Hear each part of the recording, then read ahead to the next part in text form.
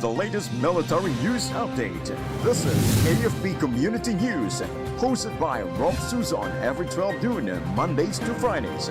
Only here on DWDD Armed Forces Radio. One AFP for a stronger Philippines. Wounded city leader surrenders in Capiz. Philippine Navy joins Indonesia in Filindo 2025 drills. And the RRMC reports deaths from typhoons monsoon rise to 26. Secretary Dizon vows DPWH investigation will spare no one.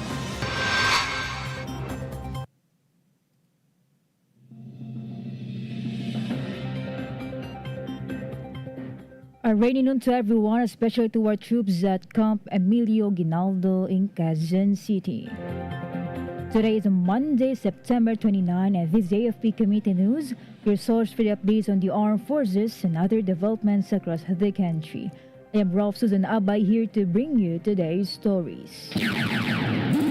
DWDD Armed Forces News. For the brief overview of our news, a wounded leader of the Communist terrorist group's Kumiting Rehiyong Panay surrendered to the 301st Infantry Brigade in Lagdungan, Tapas, Capiz. Alias Mego, 31-year-old commander from Igbaras, Iloilo, yielded after being injured in an armed clash with troops from the 82nd, 61st, and 12th Infantry Battalions. Soldiers administered first aid and brought him to a hospital and showed their commitment to help returnees rather than harm them. Army officials said his decision proves the peace and healing await those who abandoned the armed struggle and rejoined the mainstream society. DWDD Armed Forces News. 19 former rebels graduated from the localized deradicalization program in ceremony at the 403rd Infantry Brigade Covered Court in Balay City, Bukidnon. Army and provincial leaders, including 403rd Infantry Brigade Commander Brigadier General Sifred Tubalado, lauded the milestone as proof of effective peace and reintegration efforts. The returnees received assistance packages and livelihood aid from the Department of the Interior and Local Government, the Office of the Presidential Advisor on Peace, Reconciliation and Unity or OPAPRU, and the Bukidnon Provincial Government to support their transition. Each returnee was formally introduced to their barangay captains, marking their official reintegration into their communities. Armed Forces Radio. And now more updates from Jimboy. Fort RD troops recover 5 high-powered firearms from NPA armed cache in Agusan del Sur.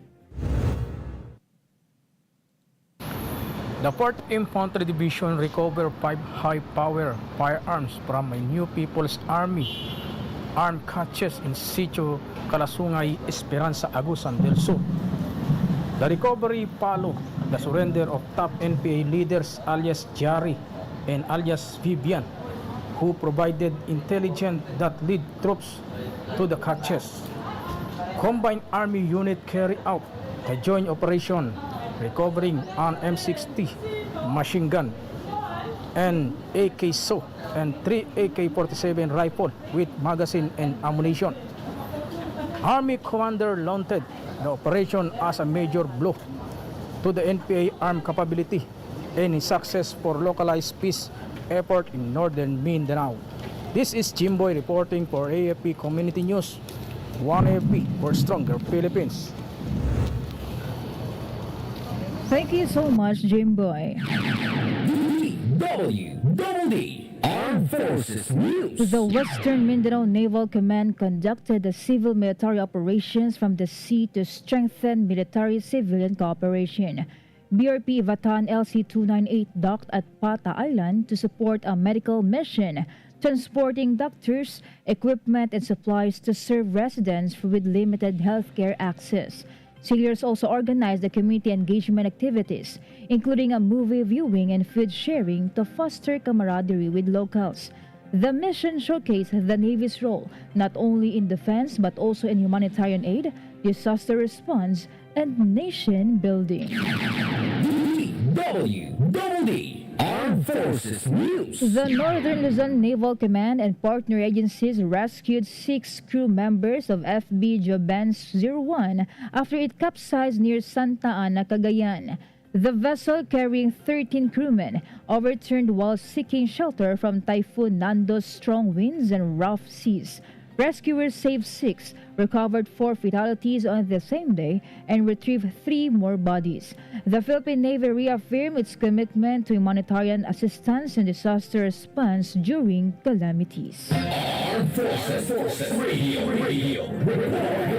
From our reporter on the ground, let us hear the report of Leonor about 57 IB troops seized CTG weapons after clash in Sultan Kudarat. The 4th Infantry Division recovered 5 high-power firearms from a The 57th Infantry Battalion recovered the firearms and war materials after clashing with communist terrorist group members in situ Kinawan Libak, Sultan Kudarat. Troops seized an M16 rifle, a grenade, a radio subversive documents, personal belongings, and food supplies following the encounter. Brigadier General Michael Santos, commander of the 603rd Brigade, said CTG areas of movement are rapidly shrinking, vowing intensified operations to restore peace. Major General Donald M. Gumiran, commander of 6th Infantry Division, urged remaining CTG members to abandon armed struggle and return to mainstream society. This is Leonor Tanab reporting for AFP Community News, 1FP for Stronger Philippines. Thank you, Leonor. DWDD Armed Forces News. The Philippine Navy deployed BRP Artemio Ricarte PS-37 to Bitong, Indonesia for Filindo 2025, a joint maritime training activity with the Indonesian Navy from September 28 to October 4. Now in its 4th edition, the exercise features field training at sea and subject matter expert exchanges to boost interoperability. Both navies will conduct joint drills in navigation, operations, and naval tactics to strengthen maritime security cooperation. The Philippine Navy emphasized that Filindo 2025 reaffirms its commitment to regional security and partnership with Indonesia. DWDD National News. And now for our national news, the National Disaster Risk Reduction Management Council reported that the death toll from the combined storm Opong, Super Typhoon Nando, Tropical Depression Mirasol, and Southwest Monsoon has risen to 26. Most of the reported deaths were in Cagayan Valley and Bicol region. NDRRMC said 9 people died in Bicol, 8 in Cagayan Valley, 4 in Cordillera Administrative Region, 2 each in Central Luzon and Central Visayas, and 1 in Eastern Visayas. Of the reported deaths, 22 are for validation, while 4 who were victims of landslides in Car have already been confirmed. Armed Forces Radio. From NOLCOM, let us hear some information from Joanne about Masinloc hosts Maritime Awareness Month celebration underscores safeguarding West Philippine Sea. The Maritime and Archipelagic Nation Awareness Month was celebrated in Masinloc, Zambales on September 25th. The event held at the Masinloc Municipal Hall with the theme Pag-asa sa gitna ng kalayaan highlighted the Philippines' identity as a maritime and archipelagic nation, emphasizing the need to protect its seas, heritage, and sovereignty. Brigadier General Cesar A. Molina, commander of the 702nd Infantry Brigade 7ID Philippine Army, represented Lieutenant General Antonio G. Navarrete, Philippine Army, Commanding General of the Philippine Army, during the traveling exhibit and lecture. Representatives from the security sector, National Historical Commission of the Philippines, the Supreme Court, and the local government unit participated, highlighting collaborative efforts in shaping maritime responsibility and territorial integrity.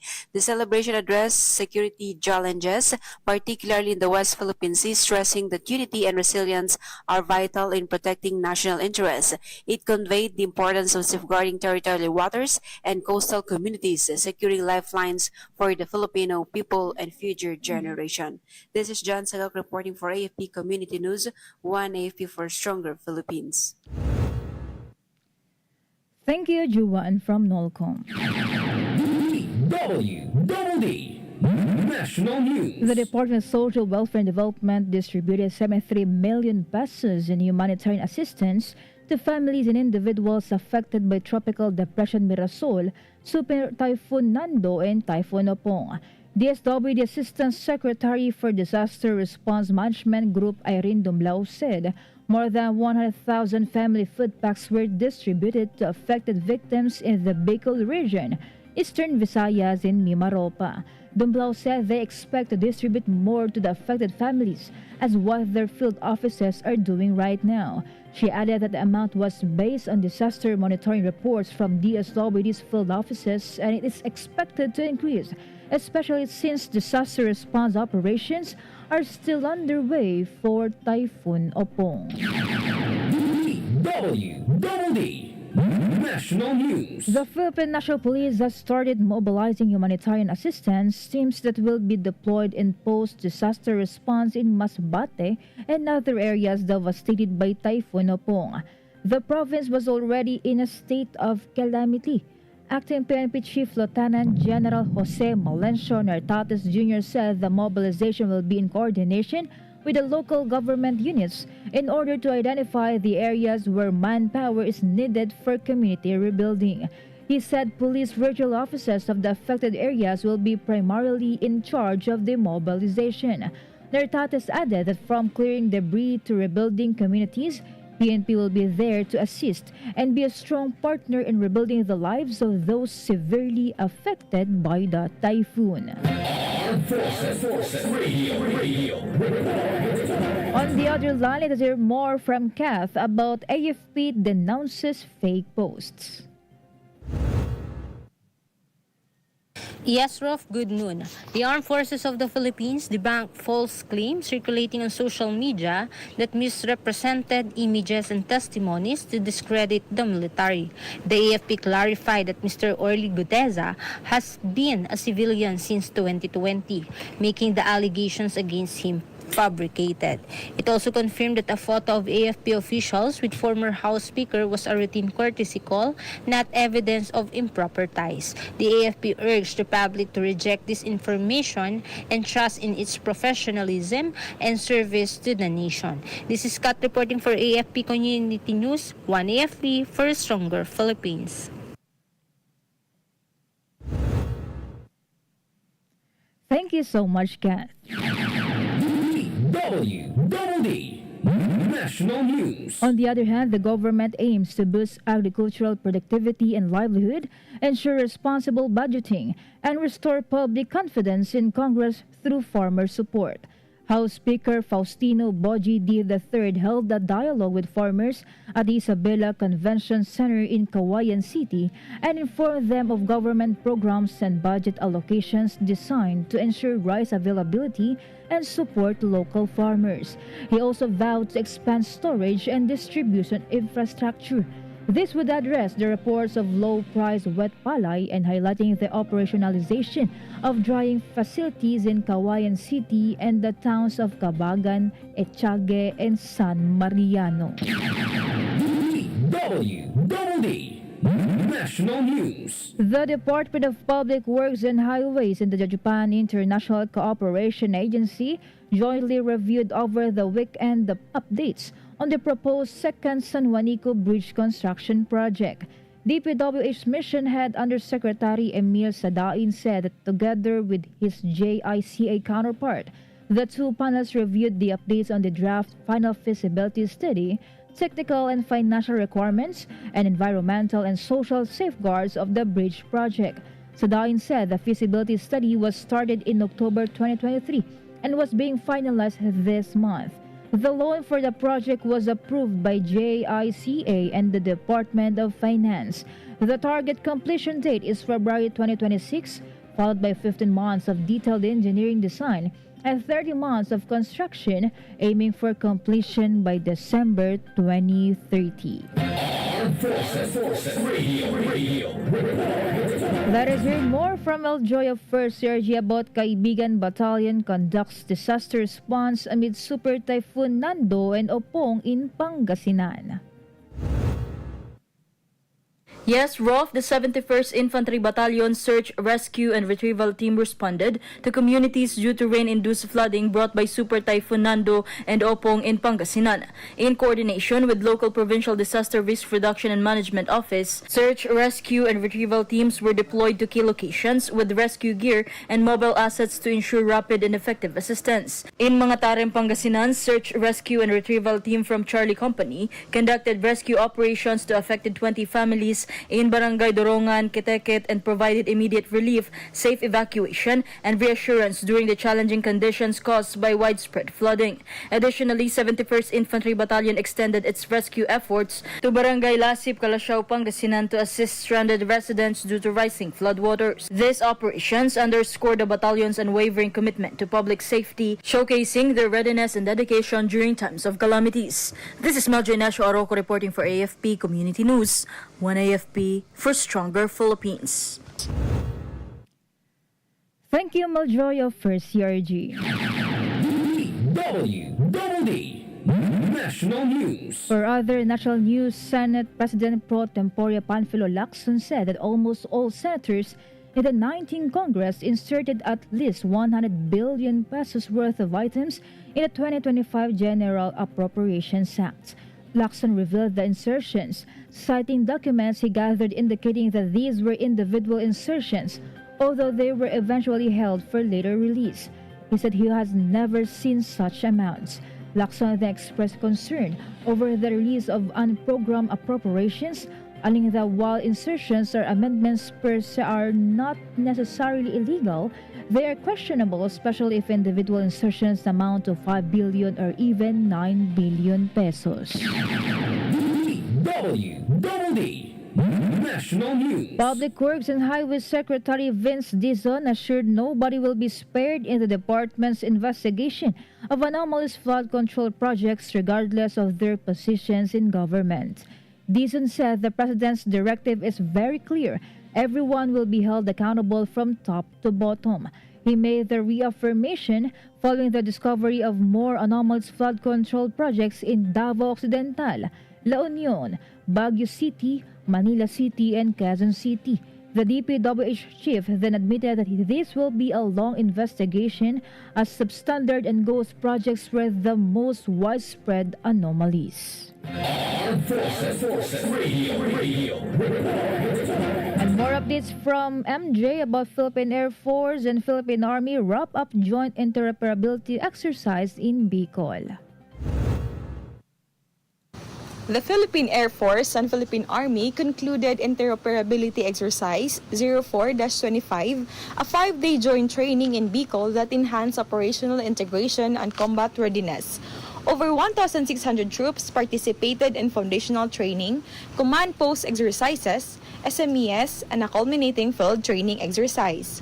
9th Infantry Division Commander Major General Alduin Almase lauded the exercise for strengthening partnerships and sharpening joint operations. The closing event featured mechanized infantry operations and showcased the synergy of the Philippine Air Force and Philippine Army in action. This is MJ reporting for AFP Community News, 1AFP for a stronger Philippines. Thank you so much, MJ. DWDD National News. Meanwhile, the Philippine National Police said minors involved in the violent anti-corruption protests last September 21 should undergo rehabilitation and counseling. PNP Chief Lieutenant General Jose Melencio Nartates Jr. issued the statement following the release of 55 minors and 25 adults who were apprehended during the demonstrations. Nartates said PNP respects due process and the rule of law. The release of the minors and adults involved was in accordance with established legal procedures, particularly the provisions of the Juvenile Justice and Welfare Act. He added that PNP ensured that those apprehended were turned over to the appropriate authorities and that the safety and rights of everyone involved are protected. DWDD National News. President Ferdinand Marcos Jr. inspected the implementation of the Zero Balance Building Policy at a hospital in his home province, Ilocos Norte. Marcos witnessed the discharge of patients from the Mariano Marcos Memorial Hospital and Medical Center in Batac. The President also visited and interacted with patients at the hospital's oncology, internal medicine, and family medicine wards. Marcos announced the zero-balance billing policy in Department of Health-run hospitals during his fourth State of the Nation address last July 28. The program ensures that eligible patients are discharged without paying out-of-pocket expenses for services covered by PhilHealth. Armed Forces Radio. Some information from Shaina about Philippine Army deploys disaster response team due to Typhoon Opong. Yes, Rofh. The Philippine Army ramped up humanitarian assistance and disaster response operation as served Tropical Storm Opong struck part of Luzon and Visayas. HADR team conducted rescue, clearing, and evacuation mission in eastern Visayas, Bicol, and southern Luzon, assisting thousands of affected families. The 9th Infantry Division deployed 56 squads and 40 military trucks to aid 10,961 families across 6 Bicol provinces in coordination with the OCD-5. Meanwhile, nearly 5,000 soldiers, CAA members, and reservists remain on standby for rapid deployment nationwide. This is Shaina Raneta reporting for AFP Community News, 1 AFP for Stronger Philippines. Thank you, Shaina. DWDD National News. More than 950,000 public school teachers across the country will receive their 1,000 peso World Teachers Day incentive benefit on October 5. House Assistant Minority Leader and Eastern Samar Representative Christopher Shin Gonzalez said the funding was itemized in the 2025 General Appropriations Act and has a special provision to guarantee its release. Gonzalez assures the teachers that this incentive will remain a priority every year.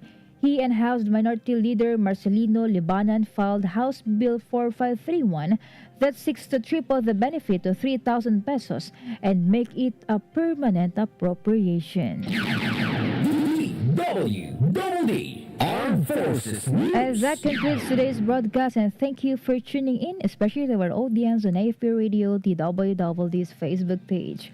Be sure to join and catch us again tomorrow for more stories and updates, same time and same station. Once again, this is Rofh Suzon-Abay for AFP Committee News, 1 AFP for Stronger Philippines. Behold the latest military news update. This is AFP Community News, hosted by Rofh Suzon every 12 noon, Mondays to Fridays. Only here on DWDD Armed Forces Radio. 1 AFP for a Stronger Philippines. Ito ang DWDD 1134 kHz AM.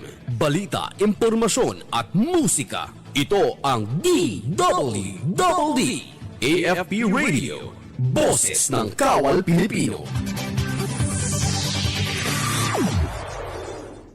Kayo ay nakatutok sa DWDD AFP Radio.